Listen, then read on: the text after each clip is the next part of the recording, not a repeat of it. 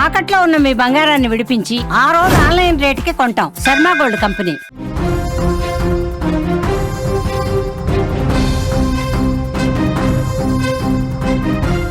ఎన్టీఆర్ జిల్లా నందిగామలో విషాద ఘటన చోటు చేసుకుంది. గుండెపోటుతో డిగ్రీ విద్యార్థిని చనిపోయింది. నడుస్తూ రోడ్డుపైనే కుప్పకూలింది నాగమణి. ఆసుపత్రికి తరలించేసరికే ఆమె చనిపోయింది. ఆమెకు అనారోగ్య సమస్యలు అసలు ఏమీ కూడా లేవని కుటుంబం చెబుతోంది. నాగమణి మృతిపై తీవ్ర దిగ్భ్రాంతి వ్యక్తమవుతోంది. కుటుంబం శోకసంద్రంలో మునిగిపోయింది. ఆమెకు కేవలం 18 ఏళ్ళు. ఎంతో ఆరోగ్యంగా చలాకీగా ఉండే వయసు. కానీ టీనేజ్ దాటకముందే నిండు 100 ఏళ్ళు నిండిపోయాయి. చనిపోయే క్షణం వరకు ఎటువంటి ఒక చిన్న ఆరోగ్య సమస్య కూడా లేదు. ఇప్పటి వరకు బాధించిన బాధలు అసలే లేవు. కానీ ఆ చిట్టి గుండె కొట్టుకోవటం ఆగిపోయింది. తనకు తెలియకుండానే క్షణాల్లో ప్రాణాలు వదిలేసింది. కాలేజీకి వెళ్ళి తిరిగి ఇంటికి రాకుండానే తిరిగి రాని లోకాలకు వెళ్ళిపోయింది. ఇటీవల కాలంలో పిల్లలను బలి తీసుకుంటూ అందరినీ కలవర పెడుతున్న గుండెపోటుతో ఎన్టీఆర్ జిల్లా నందిగామలో ఓ డిగ్రీ విద్యార్థిని తనువు చాలించింది. అనాసాగరం గ్రామానికి చెందిన నాగమణి నందిగామలోని ఒక ప్రైవేటు కాలేజీలో డిగ్రీ ఫస్ట్ ఇయర్ చదువుతోంది. సాయంత్రం కళాశాల నుంచి ఇంటికి వెళ్లే క్రమంలో సీఎం రోడ్లో స్నేహితురాలతో కలిసి నడుచుకుంటూ వెళ్తున్న ఆమె ఉన్నట్టుండి ఒక్కసారిగా కుప్పకూలిపోయింది. నడుచుకుంటూ వెళ్తోంది. మెల్లగా నడుచుకుంటూ ఫ్రెండ్స్తో మాటలు చెప్పుకుంటూ వెళ్తున్న ఆమె సడన్గా ఒక్కసారిగా కుప్పకూలిపోయింది. అక్కడున్న వాళ్ళు వెంటనే ఆమెను స్థానిక ప్రభుత్వ ఆసుపత్రికి తీసుకెళ్లారు. అయితే అప్పటికే ఆమె చనిపోయినట్టు వైద్యులు చెప్పారు. గుండెపోటుతో చనిపోయింది అని వైద్యులు చెప్పడంతో కుటుంబ సభ్యులు ఒక్కసారిగా షాక్ అయిపోయారు. నాగమణికి అసలు ఎలాంటి అనారోగ్య సమస్యలు లేవని ఆ కుటుంబ సభ్యులు చెప్తున్నారు. ఎప్పుడు ఏ ఒక్క చిన్న సమస్యతో మేము హాస్పిటల్కి తీసుకెళ్ళింది లేదు. ఒక్కసారిగా ఆమె ఎందుకు కుప్పకూలిపోతుంది, ఏంటి రీజన్ అని చెప్పి ఆ కుటుంబ సభ్యులు ఆ డాక్టర్లని కాళ్ళ మీద పడ్డంత పరిగింది. ఉదయం కళాశాలకు వెళ్లే సమయంలో గ్యాస్ సమస్య అని చెప్పి ట్యాబ్లెట్ వేసుకుని వెళ్ళింది. ఆమె చనిపోయే క్షణం వరకు బాగానే ఉంది. ఒక్కసారిగా కుప్పకూలిపోయి ప్రాణాలు కోల్పోవడంతో అంతా అసలు వాళ్ళకి ఏం చేయాలో అర్థం కావట్లా. ఎందుకు ఈ విధంగా జరిగిందో అంతుపట్టని విషయంగా ఉంది.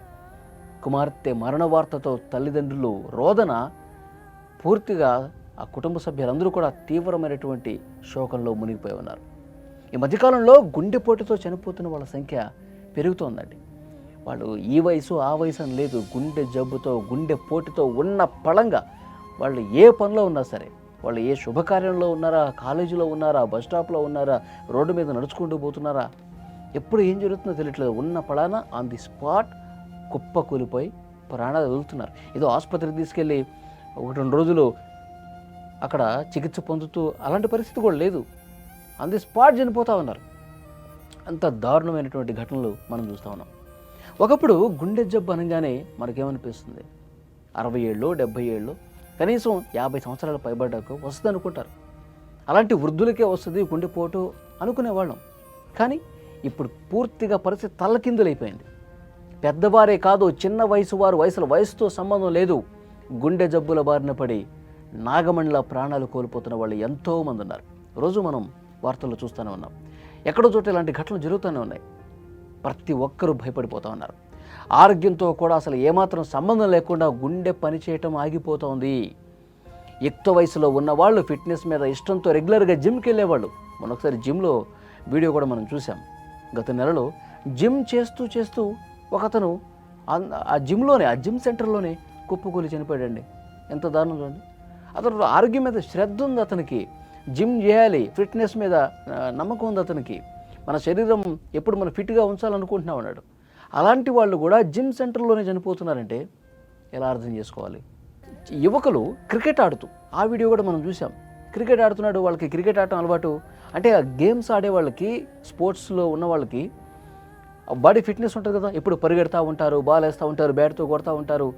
అదొక వ్యాయామం వాళ్ళకి, రెగ్యులర్గా ఆడుతూ ఉంటారు. అలాంటి వాళ్ళు కూడా కుప్పకూలిపోయి గ్రౌండ్లోనే కుప్పకూలిపోయాడు అతను.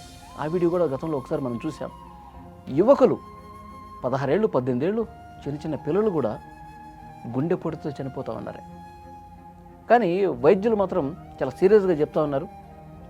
ఈ సడన్ డెత్లకు వైద్యులు వివిధ కారణాలు ఇప్పటికే చెప్పారు. ముఖ్యంగా మన జీవనశైలి కారణం. మన జీవనశైలి మనం మార్చుకోవాలి. మనం తినే ఆహారం, మన అలవాట్లు ఇవన్నీ కూడా మార్పు రావాల్సిన అవసరం ఉంది. మనకేం తెలియదు, మనంతా బాగానే ఉంటాం. మనం పని చేసుకుంటాం, స్కూల్కి పోతాం, ఆఫీసుకి పోతాం, కాలేజీకి పోతాం, మన పనుల్లో మనం నిమగ్నం అయిపోతాం. మనకే ఆరోగ్య సమస్యలు లేవనుకుంటాం, మనం చాలా హెల్తీగా ఉన్నాం అనుకుంటాం, మన శరీరం చాలా ఫిట్గా ఉందనుకుంటాం. కానీ ఒక్కసారిగా ఉన్నప్పుడు ఎందుకు కుప్పకూలిపోతున్నారంటే లోపల మనకు తెలియకుండా కొంత డ్యామేజ్ జరుగుతోంది. లోపలే అది స్టార్ట్ అయిపోతుంది. అది మనకు తెలియట్లా, మనం తెలుసుకోవట్లేదు. ఎందుకంటే సిమ్టమ్స్ ఏం కనిపించవు కదా. చాలా ఆరోగ్యంగా కనిపిస్తాం, నవ్వుతాం, మాట్లాడతాం, సినిమాలకు పోతాం, షికార్లకు పోతాం, చదువుకుంటాం, జాబులకు పోతాం. కానీ లోపల ఏం జరుగుతున్నది కూడా ఒక్కసారి మనం కనిపెట్టుకుంటూ ఉండాలి. అది వయసుతో సంబంధం లేదు.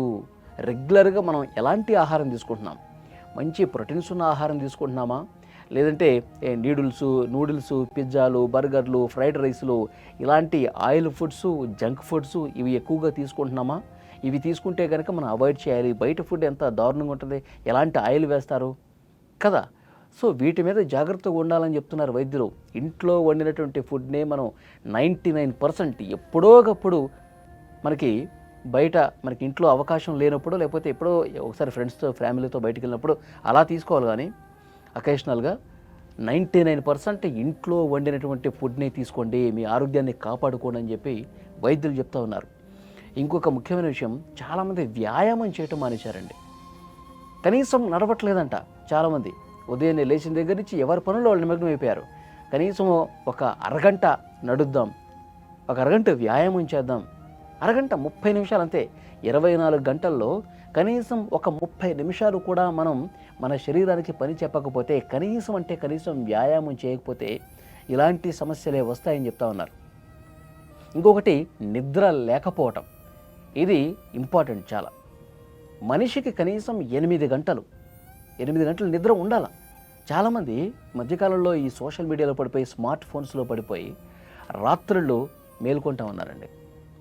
బెడ్ మీదకి 10 గంటలకు ఎక్కుతారు, కానీ వాళ్ళు ఫోన్లు చూసుకుంటూ, రీల్లు చూసుకుంటూ, కాలక్షేపం చేస్తూ 12-1 గంట అయిపోతుంది. ఉదయాన్నే లేచేది మళ్ళీ 6 లోపే లేచిపోతారు.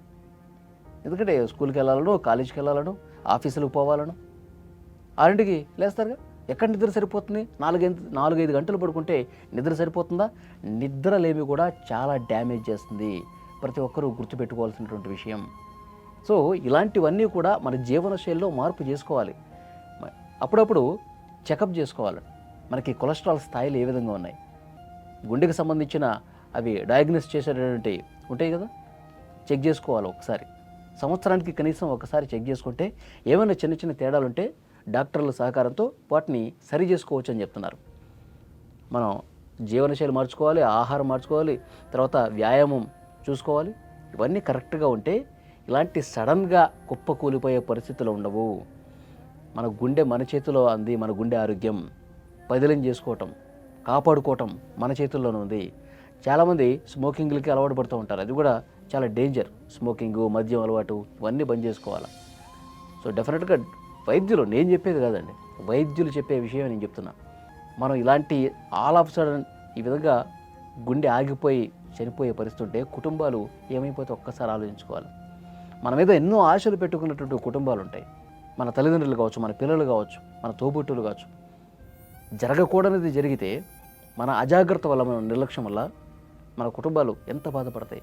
మన జీవితమే కోల్పోతాం, కుటుంబాలు తీవ్రమైనటువంటి శోకంలో మునిగిపోయే పరిస్థితి ఉంటుంది. కాబట్టి డెఫినెట్గా మీ ఆరోగ్యం మీ చేతుల్లోనే, చాలా జాగ్రత్తగా ఉండాల్సినటువంటి అవసరం ఉంది.